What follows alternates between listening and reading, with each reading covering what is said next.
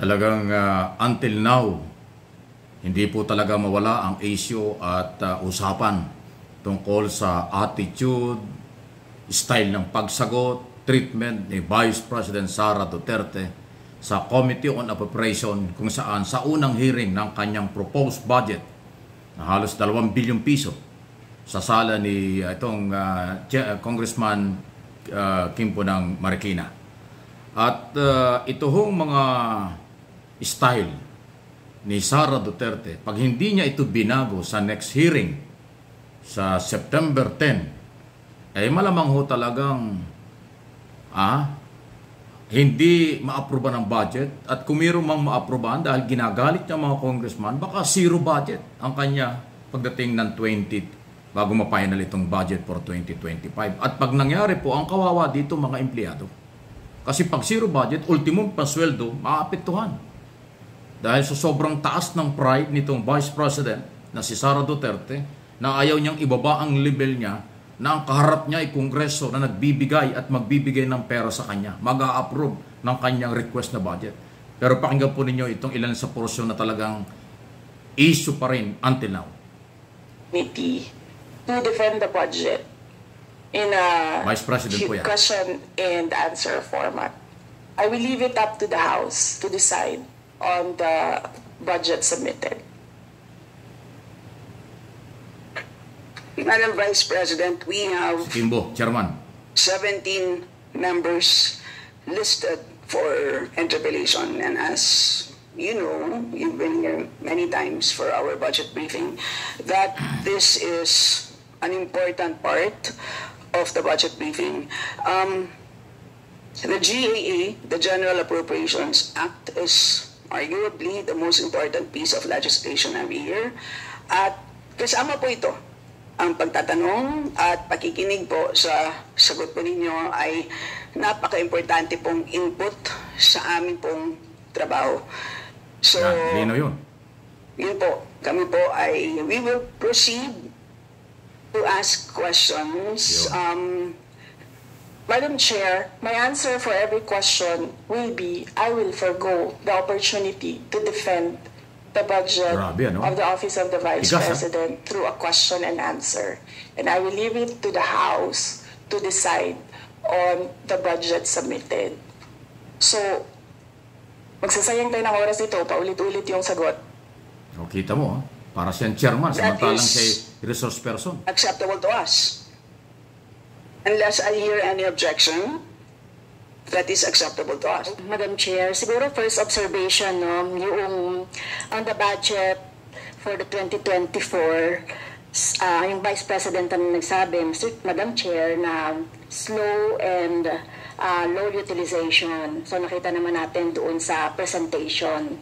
So yung utilization ay napakababa. Pero syempre comment ko lang, mas mabilis siya sa confidential funds.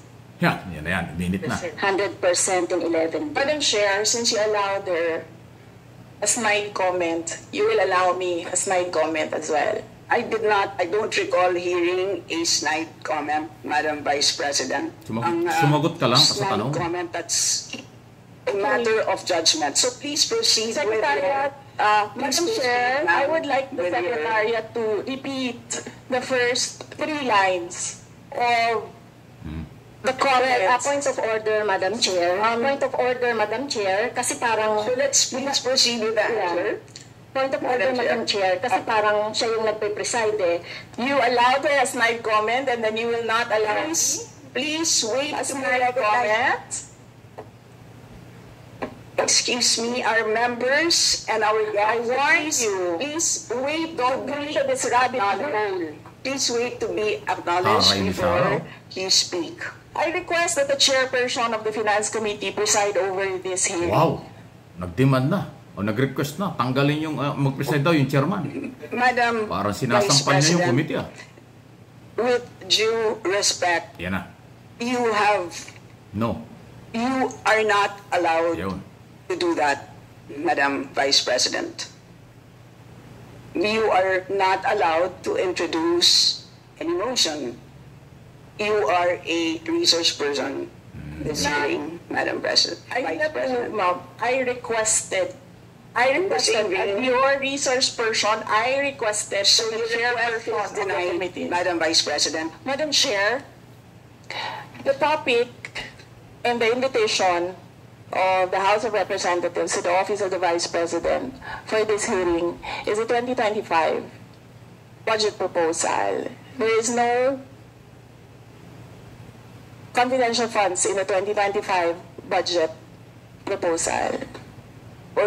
For the information of the body, the letter that we sent, our Madam Vice President, reads as follows. In the second paragraph, we note... So, yan po yan. Kita nyo, ang tindi ng mga sagutan. Kaya po pinarinig po sa inyo yan dahil nga po sa by September 10, Wednesday yon, Tuesday, isasalang ulit siya. At pinagbibigyan uli ng Kongreso na ipaliwanag niya ang kanyang proposed na halos 2 billion. Saan niya gagamitin itong budget na ito for 2025 at ano ang kanyang pinaggastusan ng nakaraan. Ang controversial po dito yung notice or disallowance 73 or 75 million. Saan ginastos yun? Kasi pag hindi mo na ipaliwanag, dapat yan ibalik sa kaban ng bayan.